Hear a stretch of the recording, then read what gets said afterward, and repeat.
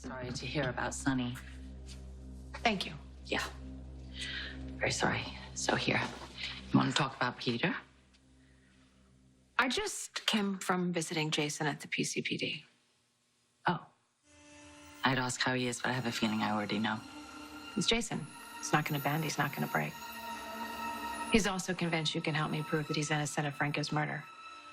That's where Peter comes in. Right. The only way to save Jason is to bring the real killer to justice.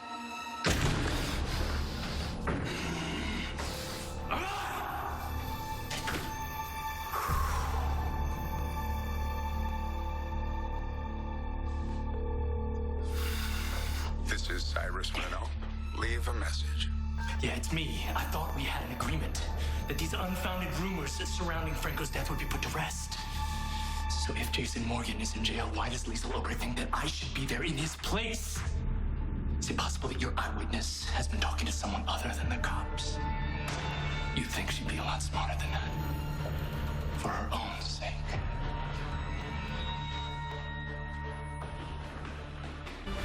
Jason warned you months ago that Peter arranged for Drew's plane to crash and sent the assassin who targeted Franco and Dr. Maddox, and you wouldn't listen.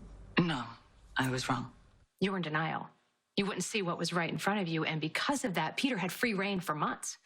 Even as the body count kept climbing, you kept telling yourself that Peter was innocent and he could be redeemed. Yep. I'll carry that regret for the rest of my life. So why are you here, Carly? Jason thinks we can work together. He trusts you. You clearly don't. I trust Jason's judgment. He can read people better than I can. And Jason believes in you. You better not prove him wrong. So look, Carly, I wasn't surprised when Jason told me that Peter killed Franco. I wasn't. Because he got away with far too much for far too long. And yes, a lot of that is on me. So I want him brought to justice almost as much as I want Jason exonerated. So if you have any suggestions about how we could accomplish that, I want to hear it. The witness who claims they saw Jason ditch the murder weapon is a woman named Gladys Corbin. She's Sonny's cousin. We think Cyrus Renault paid Gladys to lie. Now, Gladys' son Brando works for Cyrus, so she has access, and she's taken money from Cyrus before. The details about that don't really matter. The point is, Cyrus paid Gladys to betray her family before, and she did it.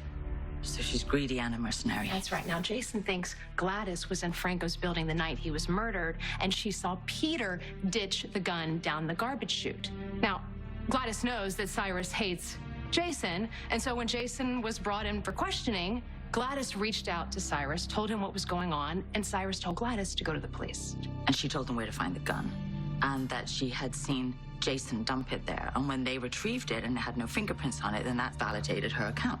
Exactly. All right, well, that all makes sense. Except, why is Cyrus protecting Peter? Your boss is an amazing man. Not only did he pay your medical bills, he's been very generous with me. Why is that? What's in it for him? Don't be so cynical. The man obviously cares about you. And given that he's concerned about his own mother, he wanted to make sure that you and I are in a good place. Since I wasn't invited to Dev's funeral and I couldn't share in your grief. Over this, Ma. I know you're the one who told Cyrus that Dev wasn't really my son and that he came into the States illegally. You gave Cyrus information that he could hold over Sonny's family and me. Really, Brando? How can you say such a thing? Because I know you. You smell money, and whatever common sense you have goes right out the window. I'm warning you, Ma.